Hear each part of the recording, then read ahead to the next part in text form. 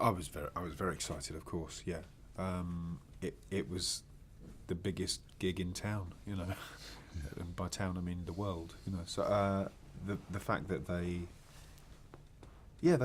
made a real they made no secret of the fact they really wanted me to do it, which was very gratifying. It was very gratifying, and they were always supportive in the whole process leading up to it. They were, you know, they let me know all the way through that they wanted me to do it, which is a huge vote of confidence, which I was very grateful for. And I really wanted to do it, and the fact that it eventually it looked like for a period it looked like I might not be able to do it. So when I got here in January 11, I was raring to go. I was delighted, obviously.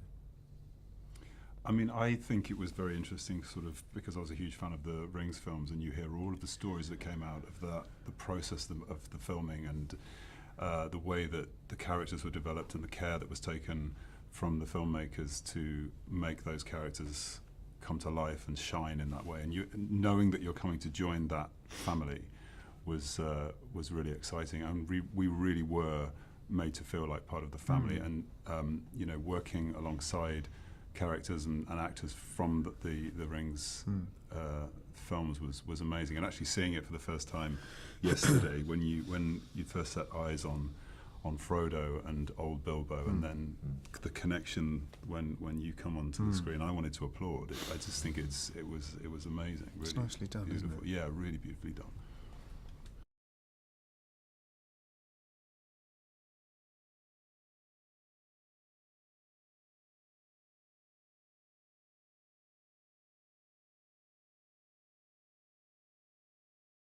Well, it was a bit of a shock for me, actually, strangely, because I was only expecting to come back to reprise the role of Gollum, and I thought I was going to be back in New Zealand for about 2 weeks. And then about 4 weeks before shooting started, Peter emailed me and said, would I like to come down and direct the second unit? So it suddenly became a year and a half's work. So it was an extraordinary and very unexpected journey for me. You know, it was wonderful to come back and see the incredible crew that had all worked on Lord of the Rings, and you know, they're all a little bit older and have got children hanging off them, but mostly people who are, you know, the same. But actually, crucially, it was working, you know, coming to work with a new cast, a really fantastic cast, and very much wanting to work with Martin for a long time, and to get the chance to play that scene, that seminal scene out, you know, with you was brilliant. So it was great.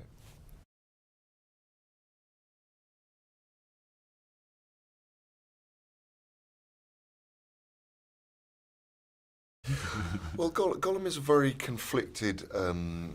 He's become totally possessed and racked by the power of this ring, and he has a weak personality, but he's not necessarily an evil person. And he was a Hobbit. He's an ex-Hobbit. He spent 540 years being completely madly kind of obsessed by this, addicted to this ring and its power and love, and it's the only thing he ever cares about. And I had to kind of forget everything that happens ahead of him in Lord of the Rings. So, but he has a schizophrenic personality, and there's a very dominant side, a very visceral dominant side, and a slightly naive, innocent side. But that's very kind of fluid and changes. And we actually get to see in this film, you get to see probably the most significant thing that ever happens to him, which is the loss of the thing that he loves the most. Bilbo is a kind of reluctant adventurer, I suppose. We join him at the start of the film. He's a person who knows exactly where his life is headed, and he's very happy with it. And he has this intercession of the dwarves and Gandalf, who say, "Come on this adventure," which he's very reticent about, but that eventually he does go on and learns everything that he could possibly learn and more, and have more danger. You know, as a man, he would never have had a fight with anyone in his life, and there he is. He's having to kill and avoid being killed, and you know, it's a really it's the biggest possible journey for him to go on, and as has been noted by everyone, based on Tolkien's experience of World War One. You know. Where ordinary, normal, very young men went on the most horrendous trip that it's possible to make, and it coloured him very obviously, as it would anyone in war. And you see a bit of that in Gollum. You know, he's kind of going to fight the good or bad fight in the case of the World War One, but he's going to fight for something greater or other than himself, and that means that he might inevitably face death and face killing. You know, which are the two not very nice things to face. So he grows and he matures pretty quickly on the journey. He's thrust totally out of his comfort zone, where all he's cared about is his brocade and his sausages, to something else where it's life and death pretty much every day of his adventure. So it's a huge arc for him, as we actors like to say.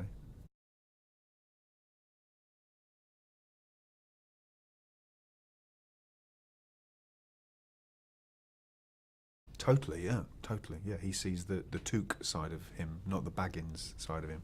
The Took side of him, or the more adventurous wing of his family. And there is that in Bilbo that's been laying dormant, but Gandalf remembers him as a small boy whose eyes widened in awe at stories and adventures, and he knew that there was still something in Bilbo that had that, but it had just become very... it had died in Bilbo, but then Gandalf resurrected it. Well, actually, I need to correct you, because the one thing that Gandalf sees in you is your smell, because that's crucial to the quest. Is that hobbits smell different to dwarves, and the dragon won't recognise the smell of hobbit, but he hasn't told you that. Yeah, right.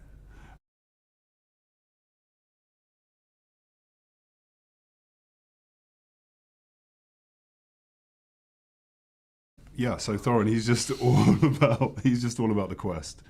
And he's kind of in a now or never situation. He's his people have lost their homeland from Smaug desecrating the mountain and Dale, and his grandfather and his father have attempted to go back and right that wrong, and they've both his grandfather's lost his life and his father has disappeared. So he's in a position where if he doesn't do it today, then it will never happen, and the line of Durin will die.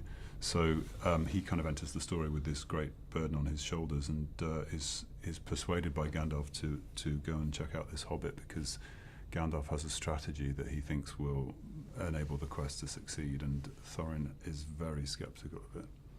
And it kind of shapes their relationship as you go along the road.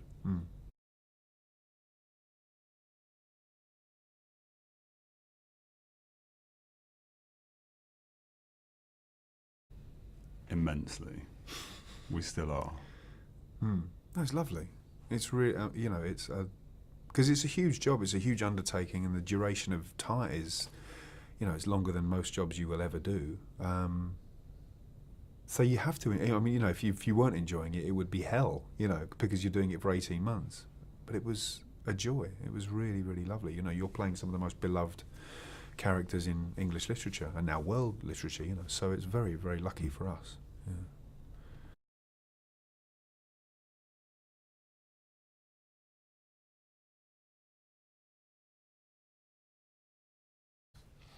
Well, the process as such is sort of neither here nor there in a way. It's not about the technology. The technology is the least sort of important thing in a way. It's about finding the character in exactly the same way that we actors play our roles. It's all about finding an emotional backbone to the character, as an inner life, physicality. There's no difference in the way of approaching a performance captured role to a conventional live action role. So the technologies, I don't really think about the technology.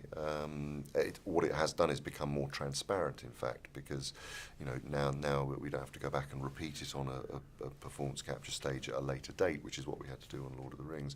We're able to just shoot the scenes once, and it's exactly what happens, and what Martin gives to me, I receive, and what I give to Martin, he receives, and therefore they're very much more connected. The CG performance is much more connected in that sense. But I mean, certainly in terms of the technology, working as a director, working as a second unit director, that was a huge journey for me. Massive, big challenges, and shooting at 48 frames a second, and with stereo, things I'd never done before. So it was very, very exciting.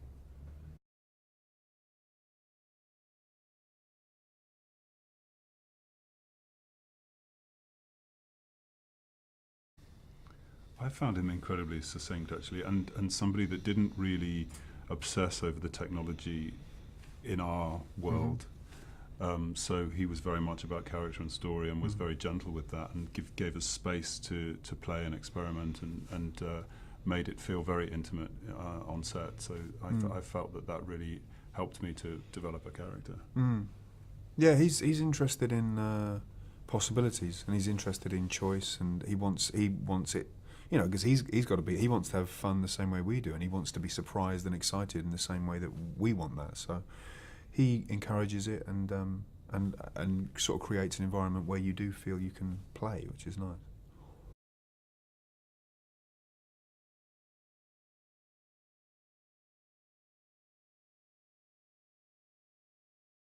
I do. I mean, you know, that's, I think, partly why Peter asked me to come down and direct the second unit was because I'd been through been involved in the Middle Earth universe before, because I kind of feel like I understand his sensibility as a filmmaker and how he supports performance with camera. And you know, we had a very wonderful kind of working relationship. We were very honest with each other, and he would be able to, he would watch everything that was going on the second unit and give notes, and in the same way that he would encourage the actors to give choice in performance, and was asking me to do that. He was asking me to do that as a director, and he gave a great note to me once when we first started, which was every single take. You can don't just try and copy it exactly. You know, always try and improve every single take in some way. Find something different and new in each take, every take you do. And the way that we all worked was and a modus operandi that we had with Pete was rolling resets, where very quickly the actors reset and go straight into the scene again. I mean, it's a fantastically liberating way of working, because you can take chances without a sort of anxiety building up to a take. You know, because there's a whole rigmarole of the clapperboard and all of that, and it can be very tense making. But actually, rolling resets is a very relaxing way of actually getting back into a scene. It gives the floor to the actors, and it keeps the floor with the actors, which is, I've never done that before, but it's really great.